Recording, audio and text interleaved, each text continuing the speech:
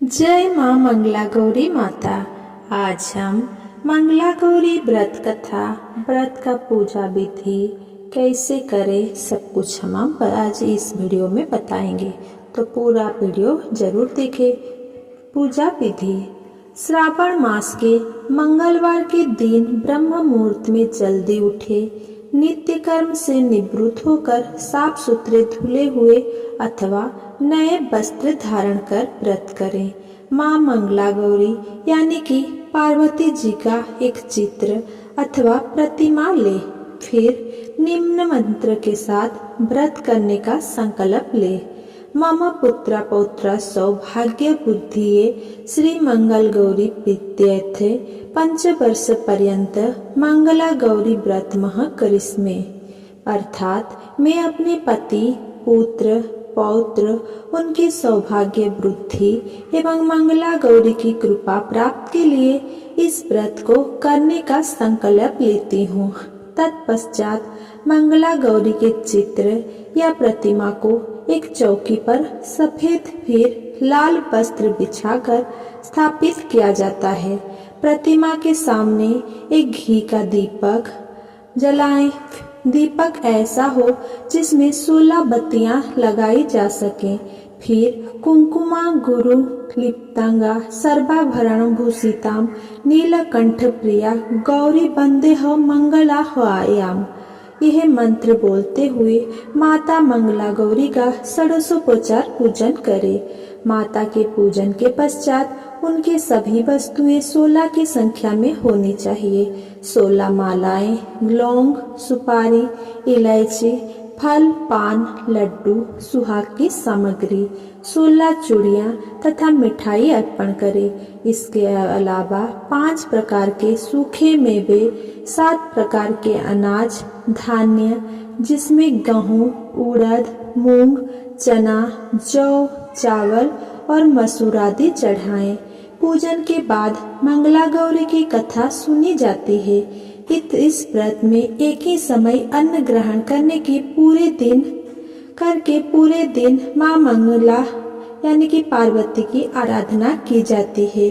शिव प्रिया पार्वती को प्रसन्न करने वाला ये सरल व्रत करने वाले को अखंड सुहाग तथा पुत्र की प्राप्ति होती है।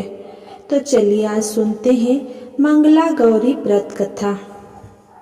पौराणिक कथा के अनुसार एक समय की बात है, एक शहर में धर्मपाल नाम का एक व्यापारी रहता था। उसकी पत्नी काफी खूबसूरत थी और उसके पास काफी संपत्ति थी, लेकिन उनके कोई संतान नहीं होने के कारण वे काफी दुखी रहा करते थे। ईश्वर की कृपा से उनको एक पुत्र की प्राप्ति हुई, लेकिन वह अल्पायु था। उसे यह श्राप मिला था कि 16 वर्ष की उम्र से में सांप के काटने से उसकी मौत हो जाएगी। संयोग से उसकी शादी 16 वर्ष से पहले ही एक युवती से हुई, जिसकी माता मंगला गौरी व्रत किया करती थी। परिणाम स्वरूप उसने अपने पुत्रों के लिए एक ऐसी सुखी जीवन का आशीर्वाद प्राप्त किया था, जिसके कारण वो कभी विधवा नहीं हो सकती थी। अतः अपनी माता के इस व्रत के प्रताप से धर्मपाल की बहू को अखंड सौभाग्य की प्राप्ति हुई। इस वजह से धर्मपाल के पुत्र ने 100 साल की लंबी आयु प्राप्त की। तभी से ही मंगला गौरी व्रत की शुरुआत मानी गई है। इस कारण से सभी नवविवाहित महिलाएं इस पूजा को करती है तथा गौरी व्रत का पालन करती है और अपने लिए एक लंबी, सुखी तथा स्थायी वैवाहिक जीवन की कामना करती है। जो महिला उपवास का पालन नहीं कर सकती, वे भी कम से कम पूजा तो करती ही है। इस कथा को सुनने के बाद विवाहित महिला अपनी सास तथा ननद को 16 लड्डू देती है। इसके बाद वे वही प्रसाद ब्राह्मण को भी देती है। इस विधि को पूरा करने के बाद व्रती 16 बाती वाले दिए से देवी की आरती करती है।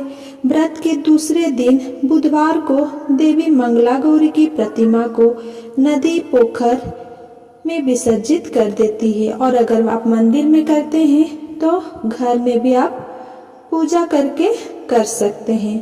अंत में माँ गौरी के सामने हाथ जोड़कर अपने समस्त अपराधों के लिए एवं पूजा में हुई भूल चूक के लिए क्षमा मांगना चाहिए।